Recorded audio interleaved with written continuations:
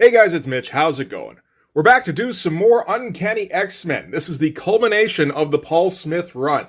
We're going to take a look at Uncanny X-Men number 175. So, just before we get into this, if you enjoy the channel, if you feel like you might want to help out a little bit, what you can do is in the description, there's a link to my Patreon, and if you subscribe there, that'll give you access to everything I do, from the Blood Force stuff to the YouTube videos before they get uploaded to YouTube, as well as some Patreon exclusive content. So I know we just got through some Uncanny X-Men, but we're going to do a bit more going forward. In fact, this is actually a bit of a return to dedicated weeks, for a little bit anyway. I want to finish up the From the Ashes trade paperback storyline, as well as get a couple of milestones out of the way. And I don't really want to wait until, like we're doing it once every 2 weeks or whatever it is. That'll just take too long. So we're just going to zoom through them this week, and then we'll be able to move on to the Mark Silvestri era in a little bit. But first, there's been a lot going on in Uncanny X-Men over the course of this run. We saw Shadowcat become a full-fledged member of the X-Men. We had our run-in with the Morlocks and saw Storm sort of entrench her position as leader of the X-Men and become more of a strategic leader. We also had some dealings in Japan where Wolverine was about to get married and then didn't quite. Close shave there, buddy. And at the same time, Rogue got inducted into the team. Of course, this is around the time when Rogue first became an X-Man. And in the background of all of this, we've had Scott Summers and Madeline Pryor and their romance blooming to the point where Scott proposed in the last issue. But there's always been this undercurrent of, she looks a shit ton like Jean. And that's a bit of a problem. Like, it would be one thing if she kind of reminded Scott of his, dead love of his life who once destroyed a star system. Like if she had a couple of personality quirks that were a little similar, that would be a little off-putting. It's not that.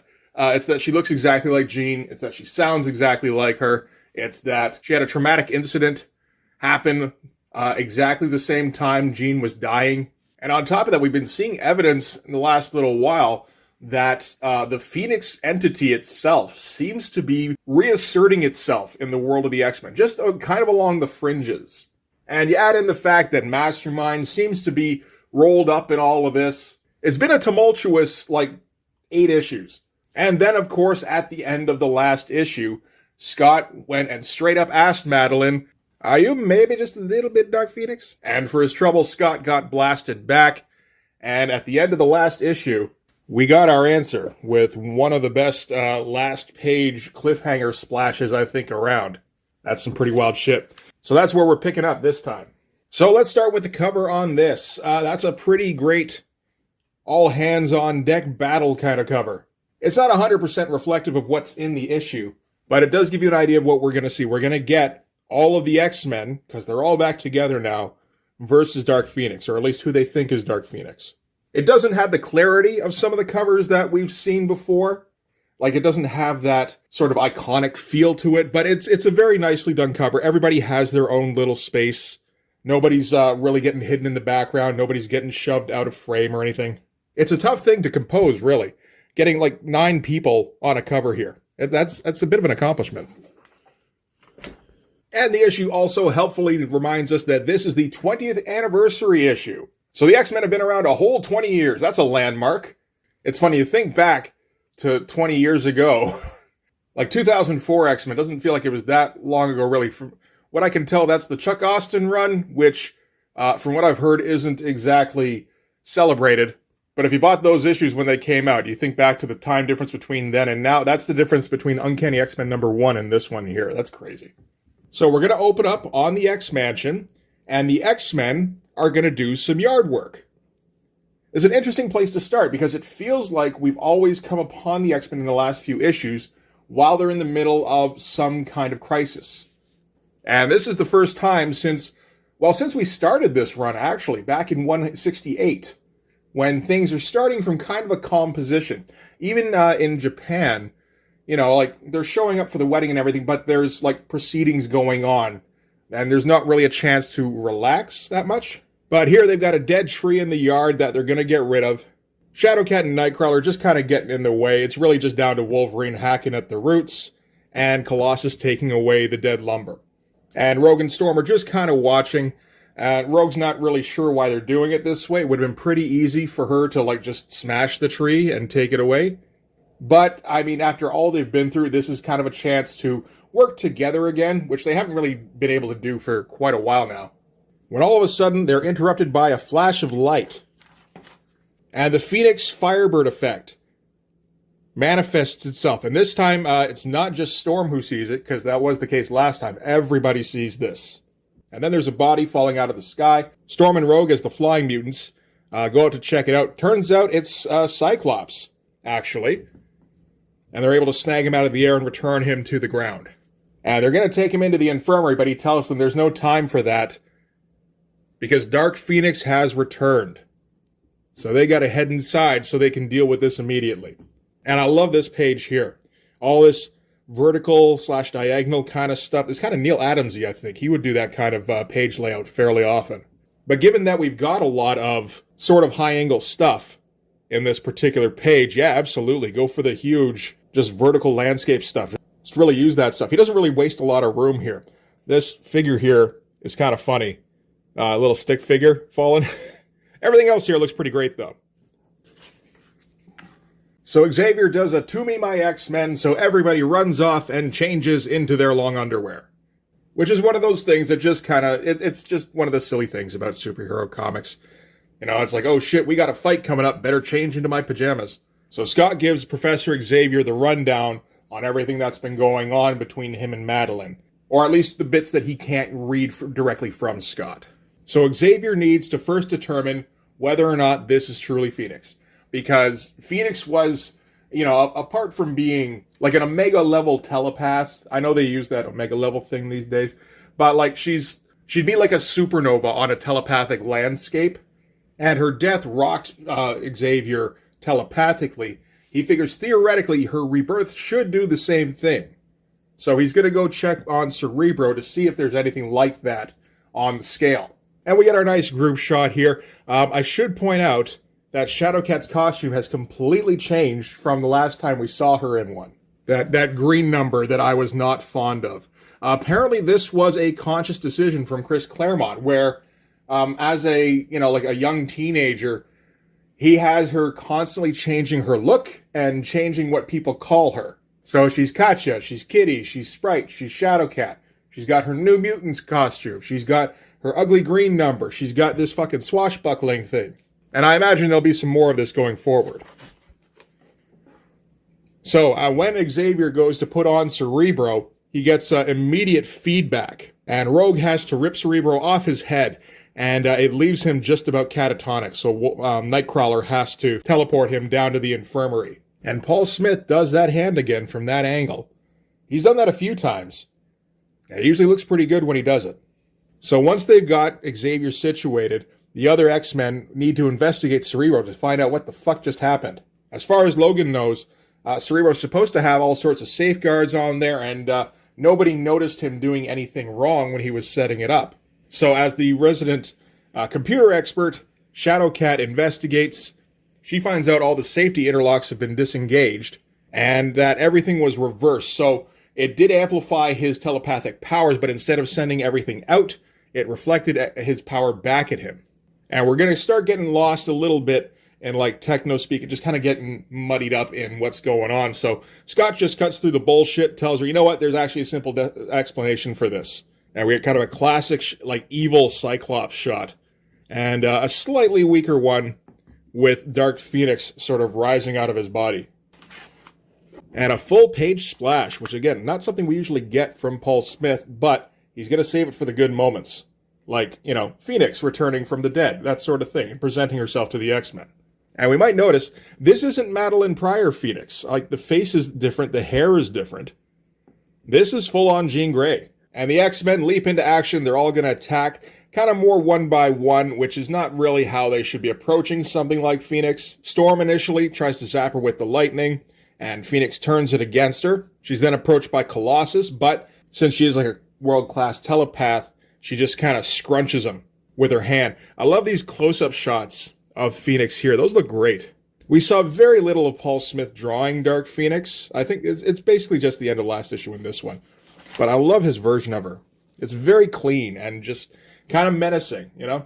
So after Storm and Colossus have been dealt with, Shadowcat's going to have a go. She figures that since Phoenix is composed of pure energy, maybe she can phase through her and disrupt the energy, kind of like she does with computers, that sort of thing, electrical systems. But nothing really happens. She just leaps right through her. Lockheed tries to, he does his little flame thing, and she swats him aside as well. Rogue is going to come in like a wrecking ball, as she often does. But this is one of the few cases where she's just outmatched, as Phoenix catches her and then tosses her. Kind of similar to when she went up against Binary, and she got knocked flying. So that just leaves Wolverine, and she's like, I see you got your claws out. You going to take a go? And he's like, nope. So she's like, smart move. I got a couple of things to do, but don't worry, I'll be back in no time. We can pick up where we left off. So after that, Storm's a little shocked that Wolverine didn't even try to do anything. Wolverine's just like, what am I going to do?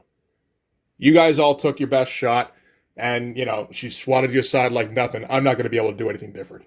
And we get the rare back of Wolverine's headshot, So with the immediate danger gone, now they've got to go about taking care of the triage. So Colossus needs to carry Cyclops down to the infirmary. Shadowcat needs to get in touch with the Starjammers. They need to warn Corsair and Lilandra that Phoenix is back, and that's a problem. Wolverine's sent to go out and find Rogue, because, she could be pretty much anywhere on the grounds at this point. So from there, we got another sighting of the back of Wolverine's head. 2 for 1.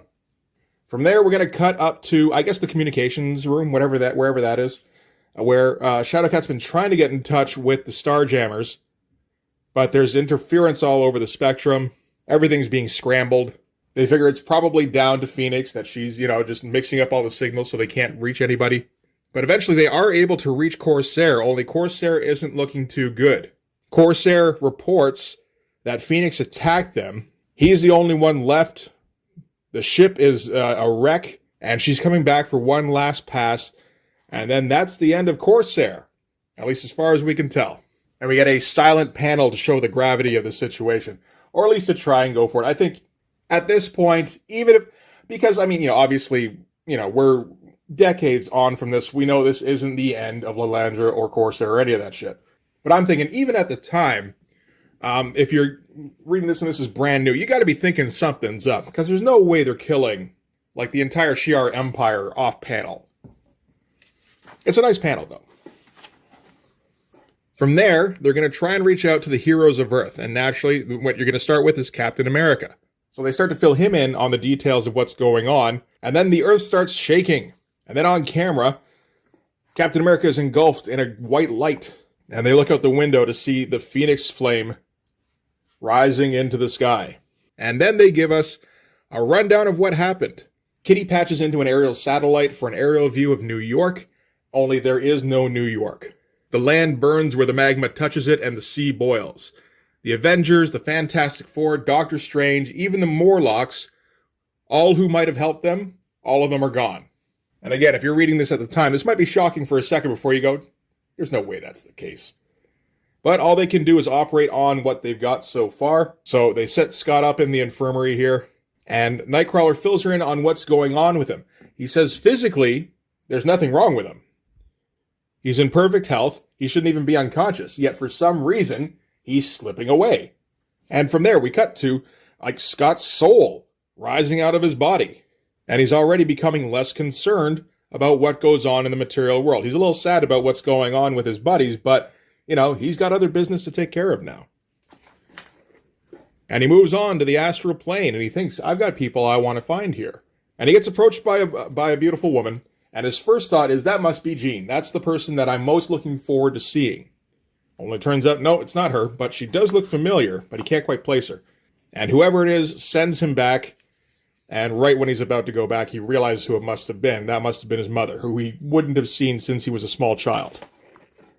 And then Scott wakes up in the infirmary, in perfect health, and with the certainty that Jean is dead.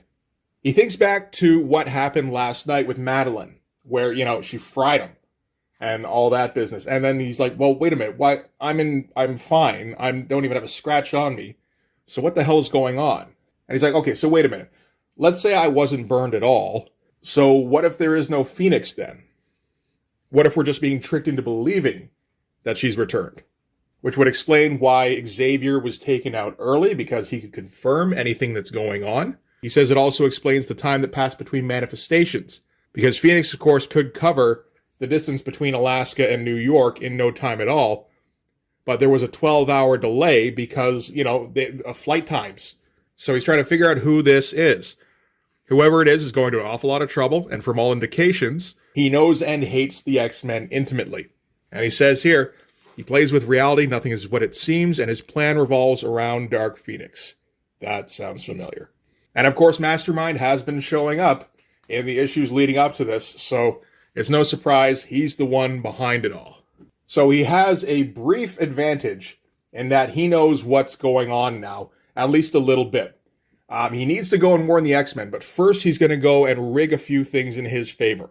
So 10 minutes later, he bursts into in on the X-Men here, and quickly tries to warn Storm and Colossus that they're not facing the Phoenix, but immediately Colossus calls him a murderess, and Storm attacks him with a gale force wind. So Cyclops is able to immediately guess, shit, they don't even see me as me. They think I'm a villain, and if he's calling me a murderess, I think I can kind of guess who they think I am. So he says, your perceptions are being twisted. You're not seeing what's actually there. And Colossus is like, oh yeah, then why should we believe what you say? It's like, shit, you got me there. And Colossus smashes him into the ground, breaks a couple of his ribs, which they do keep reminding us of later in the story, which is nice. Get some continuity going. And Cyclops has to full force blast him in the face just to get him off him. All right, so just before I flip the page here, I should point out this thing on Cyclops' hip here. It looks a little bit like a calculator, like an afterthought in the drawing. Yeah, we're going to come back to that thing there. Okay, so with Colossus off balance, Cyclops is able to judo throw him off him into Rogue and into Storm too, which helps. He takes a shot at Nightcrawler, knowing Nightcrawler's going to teleport out of the way, which was kind of his plan, so that he could knock over Wolverine. And from there, he knows that Nightcrawler likes to attack from above, so he's just going to do a sweeping arc around the ceiling here and manages to nail Nightcrawler there. So that's pretty much everybody he's got, but then Lockheed attacks, and he doesn't really know anything about Lockheed, from what kind of damage he can do to what kind of damage he can take, so he thinks it's better off to just run at that point. And while he's running, Shadowcat phases in and tackles him, gets him right in the ribs, the broken ones, and he follows through with the hit, which takes them right off the balcony. And so they don't have enough time before they hit the ground for Shadowcat to think. She doesn't think to let go. So she phases the two of them through the floor. There's a representation of the floor there, sure. Which will take them right into the danger room. So this whole thing's an interesting sequence because it's Scott kind of making his case as like most dangerous X-Man. Or like, this is why he's the leader kind of thing. And Storm recognizes where he's going, so she tells Nightcrawler to teleport down there. So he teleports directly into the control room. Nice tight little control panel here, too. So on the way down, he does like a nerve pinch on Shadowcat to kind of knock her out. They land on some airbags, which are there. I guess that's just kind of standard for when the room's unoccupied. I don't know, why not?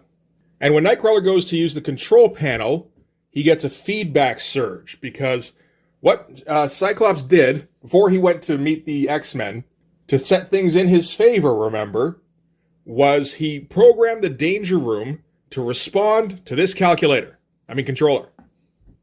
So that's what is it on his hip in a couple other places? Not so much here. Maybe that's it there. I'm not for sure. But yeah, it looks kind of thrown on there. It doesn't really show up a whole lot anywhere else. And it doesn't make a whole lot of sense. Like, it's like, okay, so he wakes up, he realizes there is no Dark Phoenix danger, and that Mastermind is behind everything. You know what I gotta do? I've gotta go to the danger room and program control through this little controller thingy here. Like, that is not rational logic, I don't think, in any way. But if you're just kind of reading through the story, it's just like, oh, okay, so that's why he was able to control it, and he was able to lock anybody else out from using the control room. I think there's a lot of this with Claremont. There's probably a lot of this with Marvel Method, where shit just happens, and the writer has to kind of rack his brain to think of a reason for why that would happen. So the X-Men rush in, and Cyclops programs like a Savage Land kind of backdrop for them to go into. Wolverine and Colossus, the floor falls right out from underneath them, which doesn't affect Rogue and Storm, but they've got to go down and catch them. And while they're kind of strategizing on how to best take out Dark Phoenix, because this is who they think it is, of course, I mean, like, doubts start to creep in a little bit, because Wolverine's like, what the hell is why is Dark Phoenix using the Danger Room? And Storm has to consider that this is a real threat. So she's like, maybe she's trying to confuse us. Maybe she's not as strong as she normally should be. Who knows? But Wolverine gets the task of tracking her down. And then, at that point, Colossus will punch. And we get our nice, very, clean shot of Cyclops hiding amongst some palm fronds. And then we cut to elsewhere, and where Madeline Pryor wakes up in the Phoenix outfit, the Dark Phoenix outfit specifically. And we can see, it's interesting, I think this is probably the only time that Madeline Pryor will ever wear the Dark Phoenix outfit. But, Madeline Pryor as Dark Phoenix looks completely different from the Jean Grey version. And you might be like, well, yeah, of course, it's a different person. But I mean, how many artists would bother making her look different enough? Getting a different hairstyle, doing different facial features, because she does have different facial features. And waiting there to confront her is Mastermind. So he finally shows himself. He's been creeping around in the background for quite a few issues now. All the way back since issue 168. Back when Rogue first left Mystique's care. Mystique woke up from that dream where Jason Wyngarde and Jean Grey were hunting her like a fox. So interesting setup for the next, 8 months worth of issues. And this is all revenge from Mastermind for when Dark Phoenix shared her consciousness with him, because Dark Phoenix is like a celestial being and she has near omnipotent awareness. And putting, a regular human, mutant, whatever, in contact with that absolutely broke his brain. It says, eventually I recovered, which is, I mean, I don't know that you'd do that, but it's the Marvel Universe. It's not like they were never going to use Mastermind again. And once he does recover, obviously he's going to take his revenge on the X-Men. And while he would have liked to have taken his revenge specifically on Jean Grey, that was kind of out of the question. So instead, he would take it on the X-Men directly. And hey, what do you know? Scott's got this fiancé who looks exactly like the woman I hate so much. Let's rope her into this. And he kind of shows who he's been masquerading as. First as the arbitrator at Mariko being named as successor. Then as that father on that plane. And then he shows himself as Cyclops himself. Which I don't think happened, but that would have been interesting. And Madeline is just confused as all shit. Because she's not used to dealing with this stuff. She's had a little bit of a taste of what it's like to be an X-Man. Just a little bit, though. With, going on Corsair's ship and being at Wolverine's wedding. And, oh my god, this one little girl has a dragon in her purse. It's weird shit happens. Yeah. Also, villains will disguise themselves as your boyfriend to fuck with your head. And plants a big ol' smooch on her. And when he does, reverts to his original form, which is, of course, all gross and shit. So we've touched back to Madeline. That part's all been made clear, as well as who's behind everything and why. It took a lot of exposition to get there.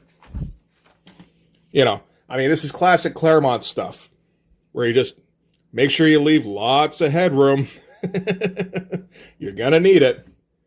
But honestly, for 3 pages, there is quite a bit of filling in going on. So that's pretty well done.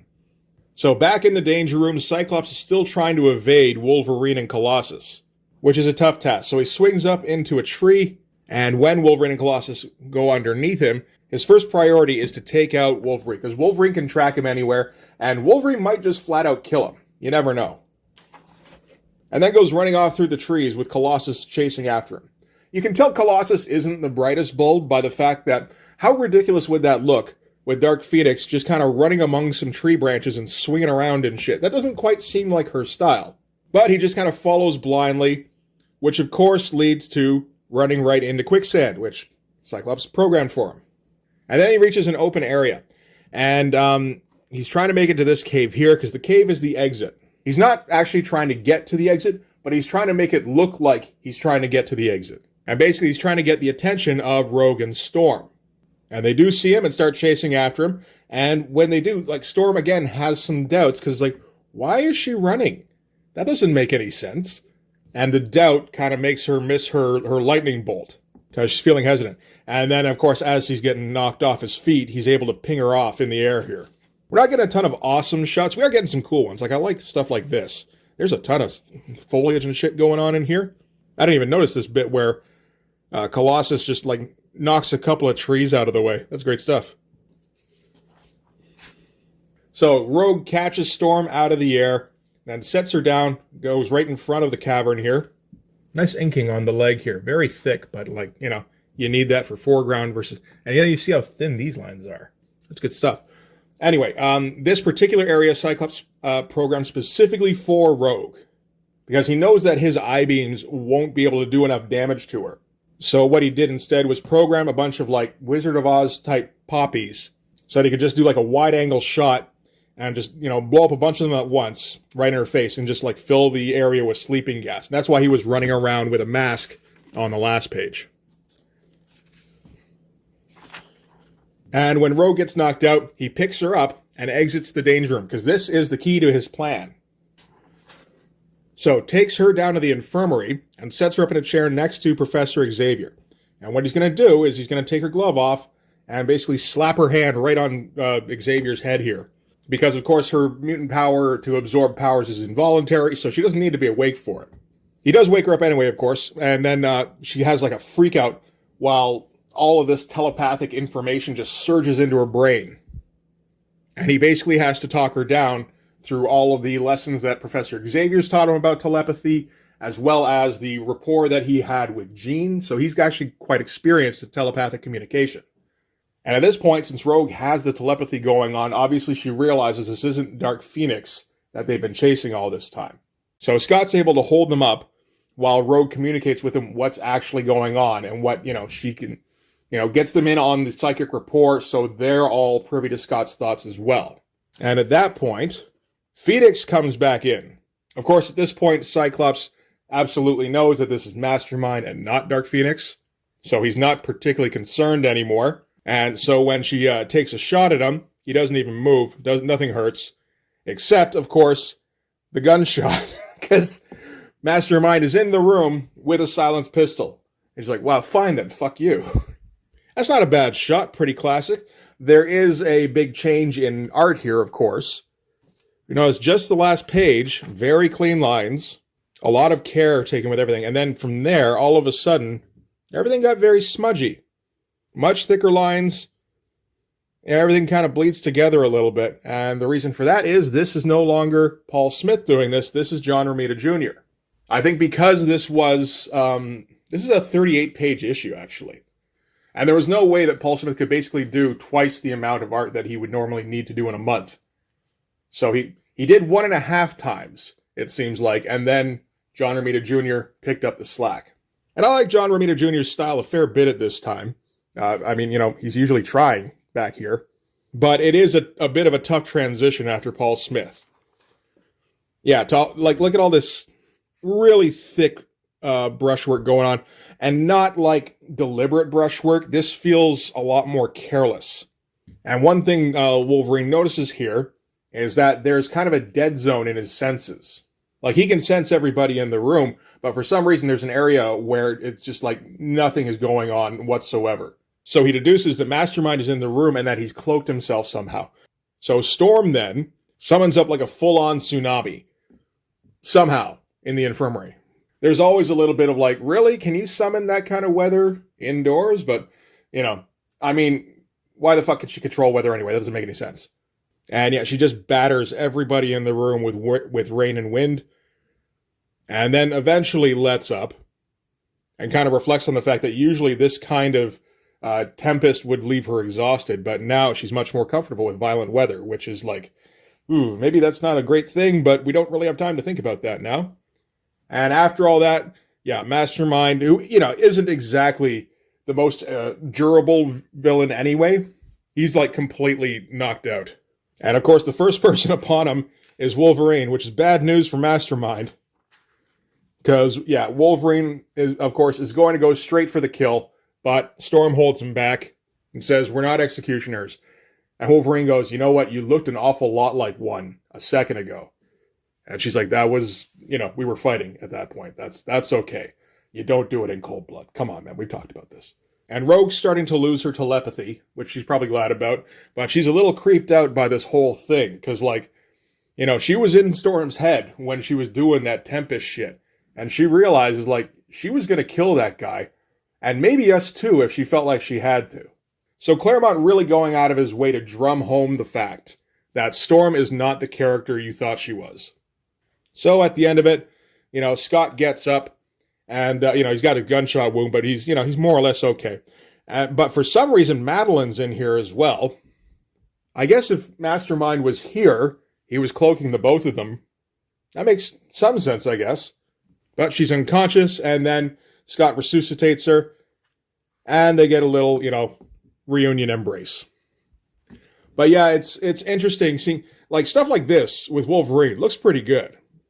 He's much more of an imagey kind of artist, really. At least than Paul Smith, anyway. I mean, Paul Smith is about as far away from image as it gets. But you see these faces, and man, really, that's Rogue after, the attention to detail that we got before. How clean is that versus this? This looks kind of dashed off. This, Madeline here doesn't look anything like the one from before. Doesn't look very different from Rogue either. And, this is still, very skilled comics, by the way. I don't mean to shit on John Romita Jr. or anything. Considering he's, I don't even know, 26, 27 around this time? And he's been in and out of comics for a while, but I don't think he's had a regular title yet. This is still some pretty good stuff. It's just it just kind of points out how good Paul Smith is. So then from there, we're going to cut to Scott at the cemetery here, and he's standing in front of Jean Grey's grave. Jean isn't in there, of course. Jean is fucking dust scattered among the stars there. But, you got to have a memorial of some kind. And one thing that all of this has done is it has given Scott some closure. It feels like he's never really gotten it up until now. Which makes sense. I mean, closure and superheroes don't exactly go together. Particularly in something like the Marvel Universe. As soon as some writer comes along and goes, hey, I want to write about this dead guy. And they go, oh, well, that dead guy's dead. Yeah, that's okay, we'll revive him. But this feels like it's given him a sense of, the stuff with Jean is done. That part of my life is over. Now I'm in the Madeline part of my life. And from there, he's going to move on to his wedding, to Madeline. So we actually get there.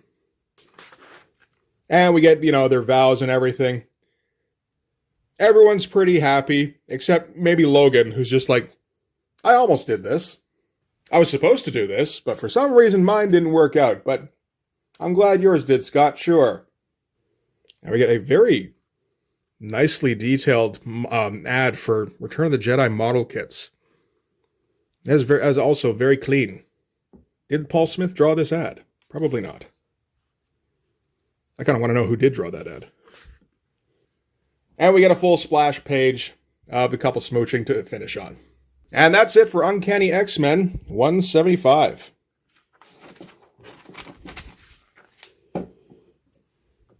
That's a pretty good comic. Not the big epic showdown it felt like it was leading up to.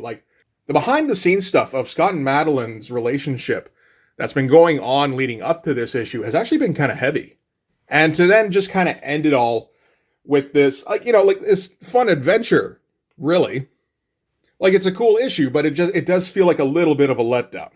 I did have somebody commenting about this particular storyline, and I think they had read the Dark Phoenix saga when it came out, and how this here, where, you have Dark Phoenix come back and it's all just a Mastermind plot, felt like a betrayal, because Mastermind should have been, he should have had his brain destroyed, all that kind of thing. Which I can kind of understand. The problem is they were always going to bring back Mastermind, right? He's the big illusion villain. I mean, you can come up with a new one, but you got a perfectly good one over here. All you got to do is come up with a reason for why he recovered. They didn't really do that, but, it's a long issue. You don't have time to fit everything in. And I'd have rather seen maybe more of a dark end to this, or just more higher stakes. But this is fine. I would say the big betrayal comes up in a couple of years when they bring Jean Grey back to life for no fucking reason. But we'll get more into that with tomorrow's issue. Because we do still have one more issue left in the From the Ashes trade to cover. That's issue 176. So I'll talk about that at that time. But that's going to do it for this one. Thanks very much for watching. If you like this video, please hit like, hit subscribe, hit the notifications so you know when the next one's coming out. Go over and subscribe on my Patreon. That'll give you access to everything I do, from the Blood Force stuff to the YouTube videos before they get uploaded to YouTube, as well as some Patreon exclusive content. You can also follow me on Instagram and DM me there for commissions. And you can go and join the Blood Force Discord server, where you can find out weird things about the Blood Force channel, like the fact that we're all still talking about the Pact. You didn't know that. Now you do. Isn't that weird? You should go check that shit out. Anyway, like I said, that'll do it. Thanks again for watching. I'll see you guys in the next one. Bye-bye.